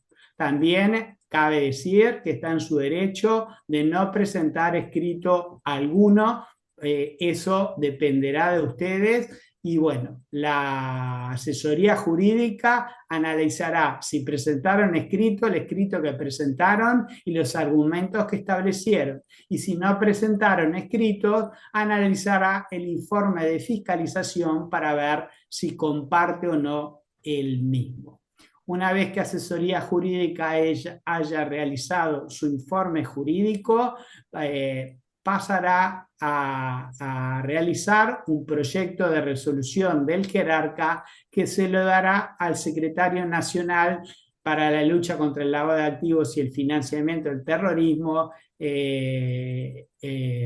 la SENACLAB, para que se dicte la resolución correspondiente determinando las 5 opciones que hay, es el archivo de las actuaciones si se considera que el sujeto obligado no ha cometido ninguna infracción a la normativa de prevención de lavado de activos y financiamiento del terrorismo. Podrá haber un archivo con comentarios si hay algunas cuestiones para corregir. Podrá haber una sanción de apercibimiento, podrá haber una sanción de observación y podrá haber también una sanción de multa. También la normativa prevé la suspensión temporaria o definitiva. En los 8 años que yo me encuentro en el área de fiscalización, estas 2 últimas sanciones nunca han sido aplicadas, por lo que les puedo decir que en principio las sanciones que aplicamos son apercibimiento, observación o multa. Luego de la resolución del jerarca, se los notifica de esta resolución definitiva en donde se establece cuál es la sanción en el caso de haber correspondido una sanción. A partir de la notificación se les abre a ustedes un plazo de 10 días corridos para interponer los recursos de revocación y jerárquico contra la resolución dictada con la SENACLAB. A partir de esos recursos, lo que ustedes intentan es que la administración revoque su resolución, baje la sanción o eventualmente mande el archivo, el expediente a archivo. Si la administración se mantiene en su posición dentro de los 200 días que tiene para resolver los recursos de revocación y jerárquico, o si resuelve antes de ese plazo, ustedes tienen entonces un plazo de 60 días para presentarse ante el Tribunal de lo Contencioso Administrativo solicitando al tribunal que anule la resolución que establece la sanción. Como ustedes pueden ver, el sistema es muy garantista. Nosotros somos en la SENACLAB particularmente cuidadosos de todos los derechos de los administrados y cumplimos a rajatabla todas las posibilidades que ustedes tienen para poder defenderse.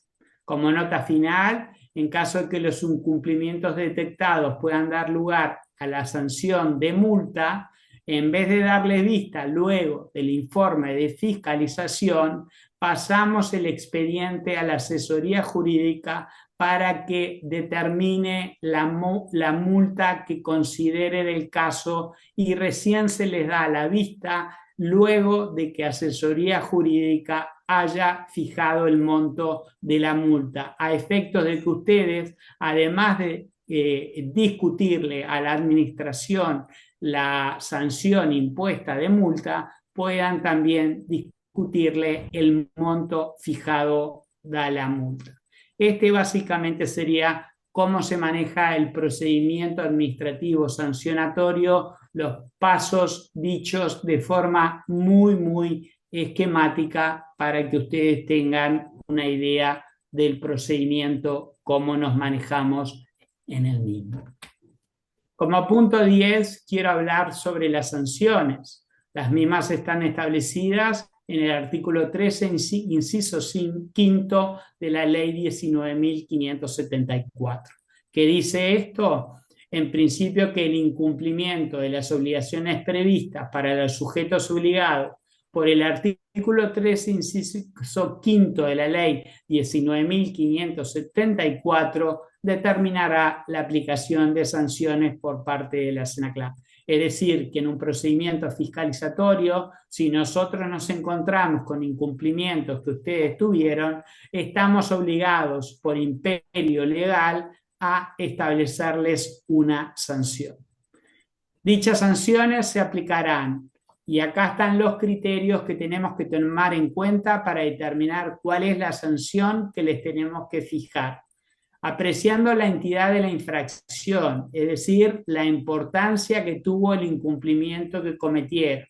Para ponerles un caso muy concreto, si por ejemplo el cliente que ustedes tienen es una persona políticamente expuesta, que da sí o sí lugar a considerar esa operación de riesgo alto y por lo tanto ustedes debieron haber realizado una debida diligencia intensificada y no hicieron eso, sino que consideraron la operación de riesgo bajo o normal y realizaron una debida diligencia simplificada o una debida diligencia normal, eso sí o sí da lugar a la imposición de una sanción de multa. Por lo tanto, este es un criterio que analizamos la entidad de la infracción, analizamos cuál es la envergadura de la infracción que ustedes cometieron. Otro criterio que tomamos en cuenta para determinar la sanción son los antecedentes que ustedes tuvieron como infractores. ¿Qué quiere decir esto? Que ustedes anteriormente pueden haber sido fiscalizados por la SENACLAP y haber terminado con un archivo en donde se les impuso una sanción. En esa situación es muy probable que en el futuro, luego de esta fiscalización, ustedes sean fiscalizados nuevamente porque así nos obliga a hacerlo el GAFI como directivo. Y por lo tanto debemos atenerlo a eso. No hay nunca una persecución a un sujeto obligado que se lo fiscaliza 2 veces porque la SENACLAP tenga inquina hacia ese sujeto. Eso no existe. Por imperio legal nosotros estamos obligados en los casos en que hemos fiscalizado a un sujeto obligado y ha tenido incumplimientos, a volverlo a fiscalizar dentro de los 2 o 3 años siguientes. Ténganlo en presente porque esto es muy probable que pueda pasar si ustedes han sido fiscalizados y han terminado con una sanción. Y las sanciones que podemos aplicar, como ya les adelanté, pueden ser apercibimiento, observación o multa. Y también suspensión temporaria o suspensión definitiva. Pero también, como ya les dije, en los 8 años que llevo en el área de fiscalización, nunca he visto la imposición de la sanción de suspensión temporaria o definitiva. Por lo tanto, en principio, vamos a suponer que las sanciones que les podemos aplicar son las de apercibimiento, observación o multa, sin perjuicio que en algún momento la CENACLAF pueda decidir aplicar las otras dos sanciones que les mencioné.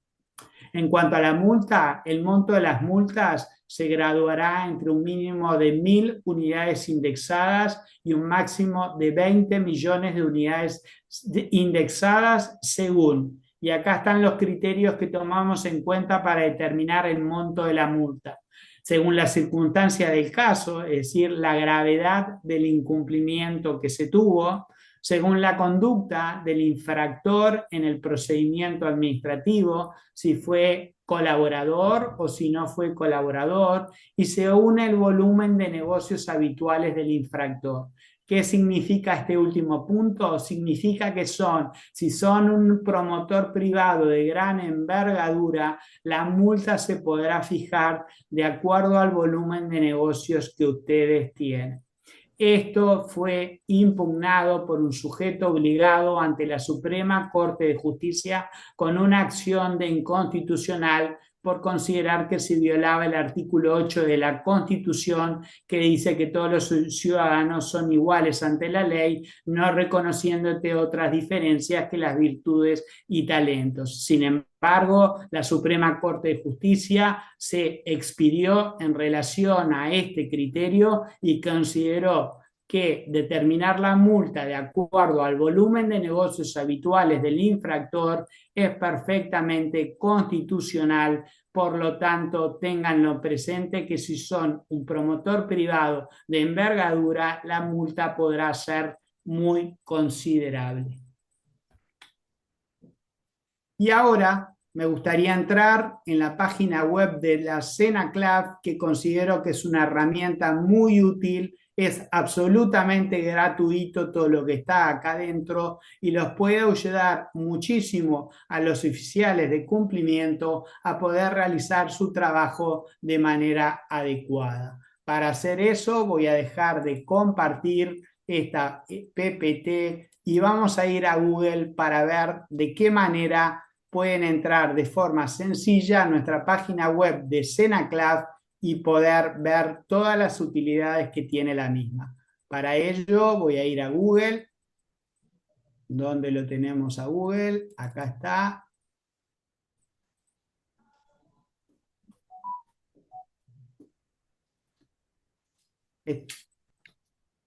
Está cargando la página. ¿Están Bien, pudiendo ver perfecto. la página Bien. web de CENACLAF? Correcto. Estamos en la página de Google y lo que ponemos es la palabra CENACLAF. Queremos llegar a la página de CENACLAF. En Google ponemos CENACLAF. Acá nos aparece la página de CENACLAF. Cliqueamos acá. Está cargando.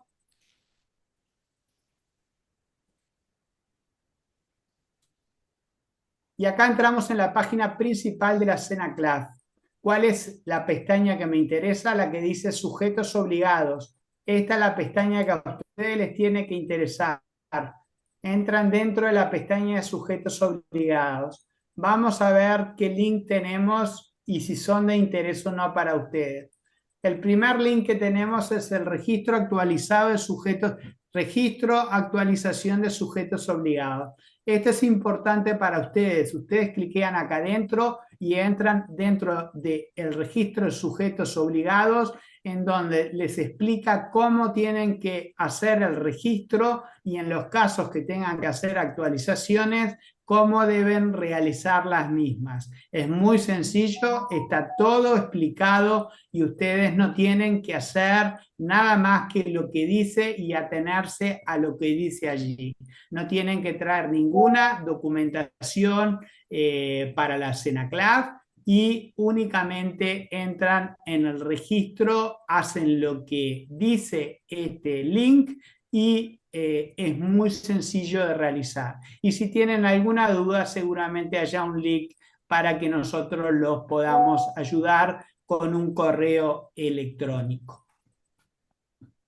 Después acá tenemos el domicilio electrónico. Para aquellos de ustedes que todavía no han realizado la suscripción del domicilio electrónico ante la SENACLAF, en este link ustedes tienen toda la explicación de cómo se hace el trámite y cuál es la documentación que tienen que traer a la oficina luego de haber realizado el trámite en línea. Es un caso en donde en primer lugar tienen que realizar el trámite en línea, luego deben imprimir la documentación, en algunos casos agregarles certificados notariales y traer esa documentación ante nuestras oficinas.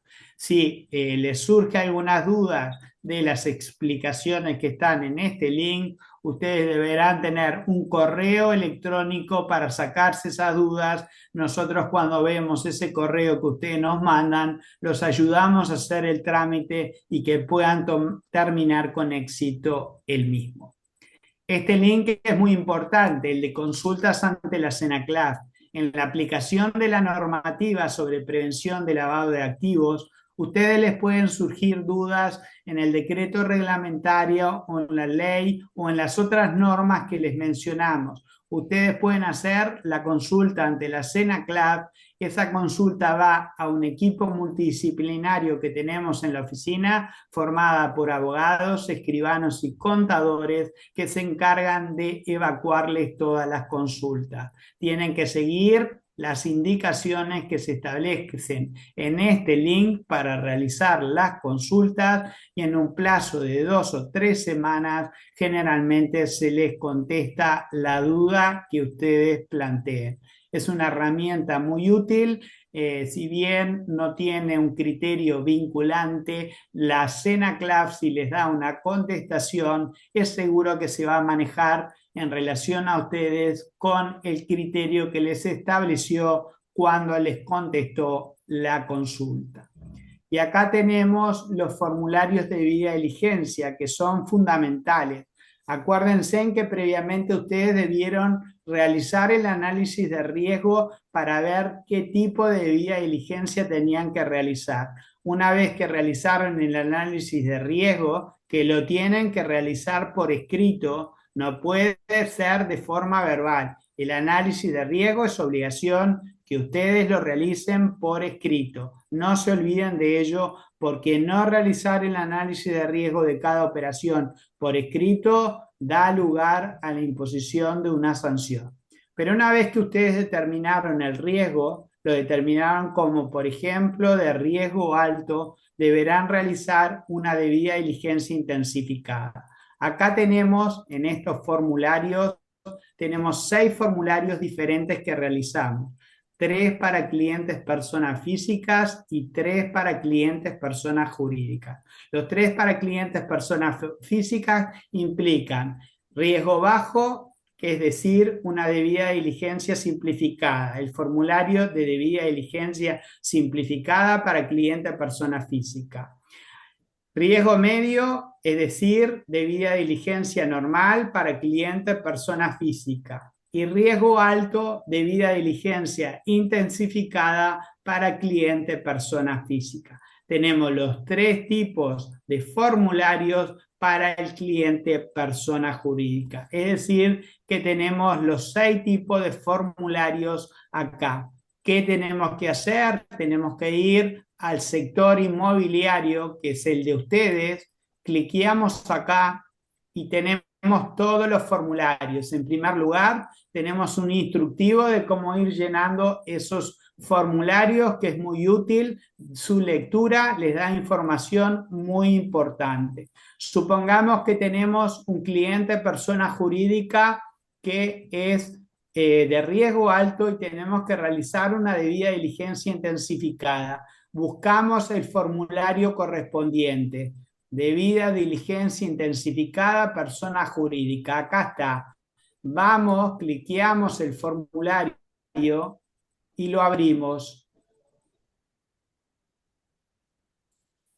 Estoy abriendo el formulario para que lo vayan viendo, los va guiando, les permite no cometer ningún error ni olvidarse de nada de lo que le tienen que preguntar al sujeto, al cliente por parte de ustedes como sujetos obligados. Vamos a mirarlo por arriba para que ustedes vean lo útil y sencillo de aplicar que es este formulario y que si lo utilizan da lugar a que seguramente no cometan errores.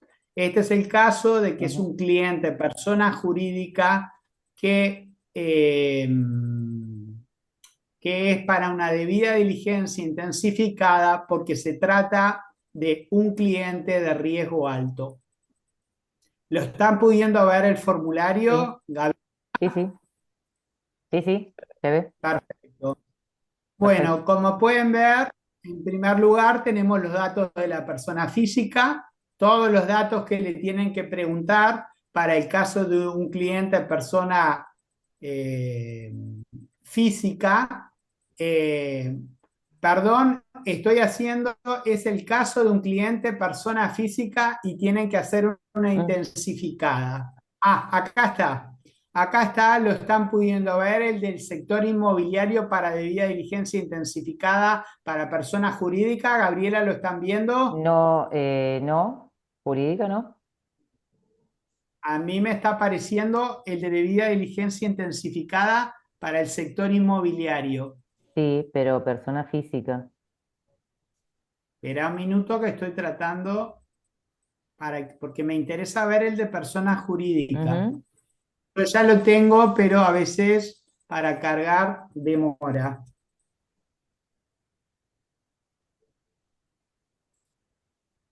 Avísame, Gabriela, cuando Sí, te sí, yo aparezca. te aviso.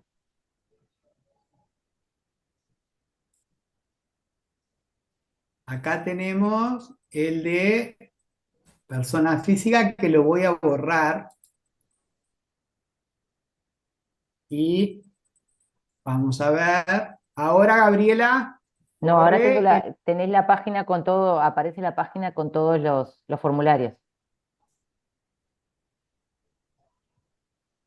A ver, espera un minuto. Avísame Sí, yo te cuando aviso cuando aparezca.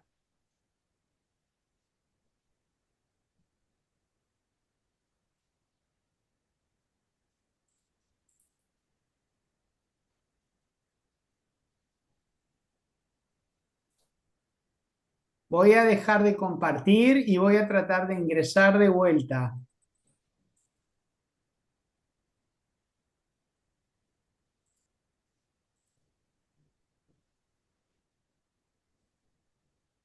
A ver.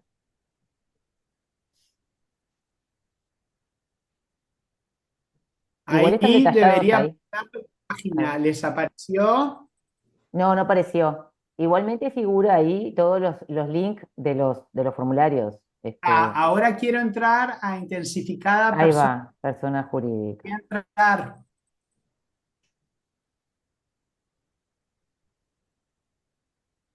Estoy abriéndolo. Ahí, Yo ahí les te está aviso. bajando. A ver ahí. Abrir archivo. Ujú. Lo estoy abriendo.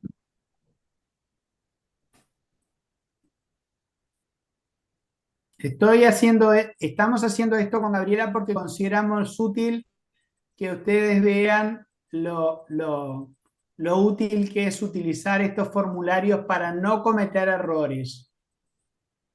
Lo está abriendo. Sí, pero ahí me parece que te está abriendo el persona física, ¿sabes, Francisco? Ahí me está Porque abriendo el de datos persona jurídica a mí. a ti te está abriendo ese. A ver qué aparece Yo ahora. el otro lo borré.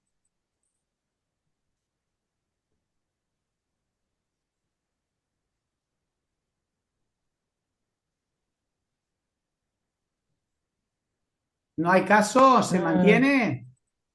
sí, te surge que es persona debida diligencia DDI. Sí, te surge persona física. Bueno, Lo que a mí me importa, el problema está de que como la computadora está sobrecargada, no estoy pudiendo entrar al formulario. Lo que me importa es que ustedes tengan claro que ahí, donde les marqué en la página web del SENACLAB, están los formularios correspondientes y que cuando ustedes realizaron el análisis de riesgo y van a hacer la debida diligencia, elijan el formulario correspondiente de acuerdo al riesgo que determinaron, y si por ejemplo el cliente es una persona jurídica y el riesgo alto, agarran el formulario de debida diligencia intensificada para persona jurídica y lo van completando de acuerdo a los datos que le va pidiendo. Está pensando específicamente para esa situación y tienen todas las preguntas que tienen que hacer. Ahora es importante que tengan claro que el llenado del formulario no alcanza, porque hay algunas cuestiones que no alcanza con lo que el cliente contesta, sino que hay que acreditar lo que el cliente dijo. Les voy a poner un ejemplo. En el origen de fondos no alcanza con el cliente diga que va a comprar un bien inmueble que ustedes construyeron con la compra, con la venta de otro bien inmueble que tuvo. Le tendrán que pedir la fotocopia de la compra-venta del bien que vendieron para ver si tiene la plata suficiente para comprar este bien. Si, por ejemplo, la situación es que son ahorros de su trabajo, le tendrán que pedir el recibo de sueldos para ver cuánto gana y si es razonable que haya podido ganar la plata suficiente para comprar ese bien.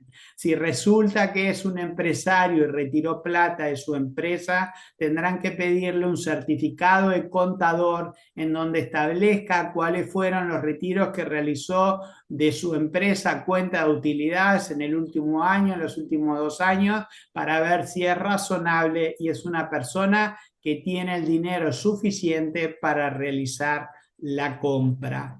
En el caso de, por ejemplo, hay preguntas como la razón de la operación, que el cliente le podrá contestar que es para vivienda familiar, que es para casa de veraneo o que es para inversión. Eso no es necesario que se acredite. ¿Por qué? Porque eso no hay forma de acreditarlo, pero sí hay que hacer la pregunta y si no se hace la pregunta, se pone como un incumplimiento por parte de ustedes. Tendrán que preguntarle en el caso de una intensificada si está al día con el cumplimiento de sus obligaciones y tendrán que dejarlo acreditado y firmado por la persona. Si la persona no firma el formulario, acuérdense en que ustedes no tendrán la regularidad fiscal si esta fue la forma, porque cuando es por acreditar la regularidad fiscal por declaración jurada y lo hacen en nuestro formulario, tienen que marcar que realizó la declaración jurada y tiene que estar firmada por la persona. Deberán preguntar quién es el beneficiario final, deberán preguntar si es PEP o no es PEP a algún familiar, pero no alcanza solo con preguntar, también deberán hacer las búsquedas en las listas PEP de el que nosotros tenemos en la página de SENACLAB y guardar los comprobantes. Deberán realizar las búsquedas de las listas del Consejo de Seguridad. Deberán realizar también las listas, ayúdame, en fuentes En públicas, fuentes públicas. tales como en Google, tanto Y en relación, conservar que tengan fecha, ¿verdad? exactamente, que coincida la fecha con el momento en que ustedes tuvieron que realizar esa debida diligencia. Y deberán guardar todo ello.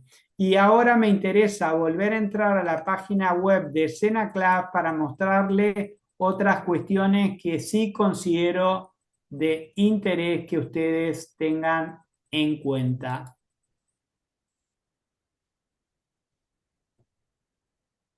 Ahí estoy entrando, pero quiero salir de Acá, acá. persona jurídica, ahora te apareció. ¿Apareció persona Ahora jurídica? apareció. Bueno, vamos a ir viendo lo que dice. Ven acá, datos de la persona jurídica, todos los datos que son necesarios. datos del director, ustedes van completando, accionistas y participación accionaria de un mínimo un 15% de todos los accionistas, los datos de los representantes, si es persona jurídica, el representante, los datos del representante, si es persona jurídica, acá tienen también. No se olvida de preguntarnos, si le preguntan a esa persona jurídica si actúa a nombre propio o actúa a un nombre de un tercero, y en ese caso todos los datos del tercero. Le pregunta sobre el beneficiario final y anotan todos los datos. La pregunta sobre el origen de fondos, y acuérdense en que esto lo tienen que acreditar. Acá está el propósito y naturaleza de la operación. Esto no se acredita, pero sí se pregunta. Acá si es una persona política expuesta, si contesta sí o no, o si se trata de un cónyuge, concubino, un pariente o un asociado de una persona políticamente expuesta, y ustedes van llenando todo el formulario, la declaración de regularidad fiscal. En el primer caso está cuando se declara estar al día en el cumplimiento de obligaciones tributarias. Este es el más sencillo, se pone una cruz acá y se le hace firmar al cliente acá para que quede constancia. Acá, para que no se olviden de realizar la lista en el Consejo de Seguridad de Naciones Unidas, ahí está el link para que ustedes puedan realizarlo. Si se trata de sociedades constituidas en el extranjero, si agregaron la copia simple del certificado de vigencia de sociedad. Acá está la búsqueda de antecedentes en fuentes públicas y privadas donde lo realizaron, pero acuérdense que tienen que imprimir esas búsquedas y guardarlas, y tiene que surgir la fecha en que realizaron las búsquedas. Acá están los formularios presentados ante el Banco Central del Uruguay para las personas jurídicas del Uruguay por incumplimiento de lo establecido en la ley 18.930 y 19.484. Los tienen que pedir y guardarlos. Como pueden ver, este formulario, que en sí mismo no es obligatorio, los ayuda a no cometer errores y no olvidarse de realizar todas las preguntas que tienen que realizar. Y en los casos que correspondan, tengan bien presente que además en algunos casos no alcanza con lo que la persona responda, sino es necesario que acredite lo que está diciendo. Por ejemplo, en el origen de fondos. Por ejemplo, si se trata de una persona políticamente expuesta, ustedes deberán realizar la búsqueda en la lista PEP que nosotros llevamos en la SENACLAV. Y a ver si puedo llegar a mostrarles de la página acá. Perfecto. Quiero mostrarles algunas cuestiones más que son importantes. Acá tienen las fuentes abiertas. Esperen un segundo. No está surgiendo, Francisco. No, ya lo sé. Vuelvo a entrar porque quiero mostrarles esto que es muy importante. Las fuentes abiertas. Ahora va a aparecer. Yo les aviso acá. Debería aparecer. Entramos en fuentes abiertas. Acá, dentro de este es muy útil porque tiene todos los listados que tienen que abrir. Acá está el listado PEP. Entran acá y realizan la búsqueda. Acá está el listado del Consejo de Seguridad de Naciones Unidas. Entran acá, realizan la búsqueda y la imprimen. Tienen acá la lista de países no cooperantes ante Gafi. Tienen acá para ver si el cliente viene de alguno de estos países, lo pueden confirmar acá. Tienen acá la lista de países de baja o nula tributación. Y tienen más listas de las que son obligatorias, porque puede pasar que en algunos casos ustedes tengan dudas sobre si tienen o no que realizar un reporte de operaciones sospechosas, y realizando más búsquedas en otras fuentes que acá les estamos dando, ustedes pueden aclarar la situación de ese cliente y saber si la información que les está dando es pertinente y si descartan. Acá tienen Google para poder realizar la búsqueda, Yahoo, esto es para las fuentes públicas o privadas. Como pueden ver, esto de las fuentes públicas es muy útil. También tenemos acá los cursos gratuitos que se pueden realizar y que si ustedes contestan correctamente 3 de 5 preguntas, se les manda un diploma de que realizaron y nosotros tomamos muy en cuenta esto. Y esto es muy importante, el monitor de sanciones, para que vean que el tema nos tiene bastante preocupados. Estas son resoluciones del año 2024 de fiscalizaciones, cuyas resoluciones salieron en el 2024. Se fiscalizaron, o por lo menos se subieron a este monitor, 85 fiscalizaciones realizadas, 47 escribanos, 15 inmobiliarias, 9 organizaciones sin fines de lucro, 6 a zonas francas, 4 arrematadores. ¿Y cuál es el resultado de estas 85 fiscalizaciones? ¿Cómo terminaron las mismas? Terminaron en 85 sanciones. Es decir, las 85 de las cuales salieron resoluciones, las 85 terminaron con sanciones a los sujetos obligados.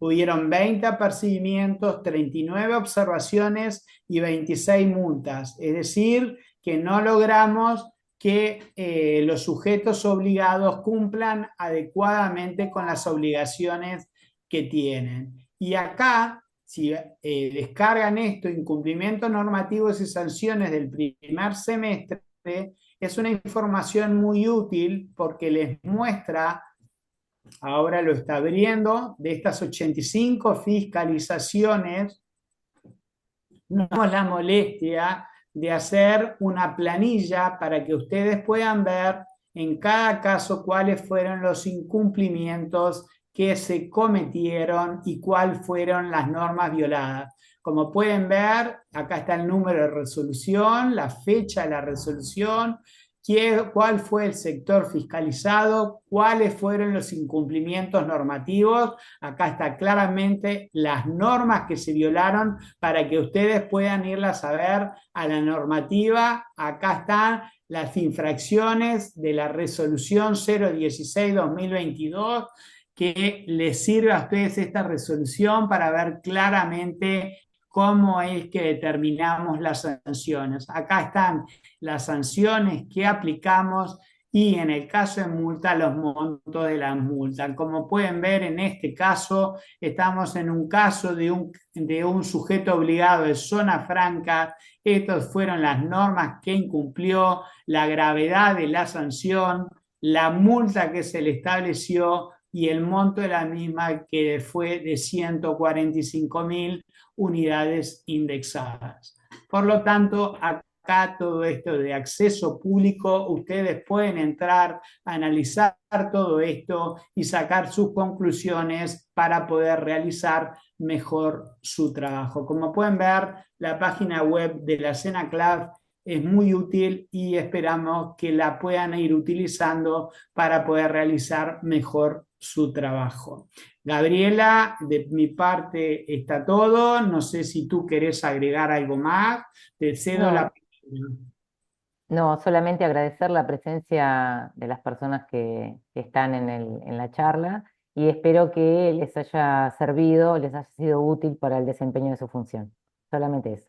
Esperamos haber ayudado, si logramos haberles dejado algunas ideas medulares de esta presentación, habremos cumplido con nuestra función y estamos a las órdenes desde la SENACLAV para ayudarlos. Nosotros desde la SENACLAV nos vemos más como capacitadores, como ayudantes de ustedes para que puedan realizar su trabajo de la mejor manera posible y esperamos que en el futuro podamos lograr que de 100 fiscalizaciones que hagamos, las 100 salgan con archivos sin sanciones.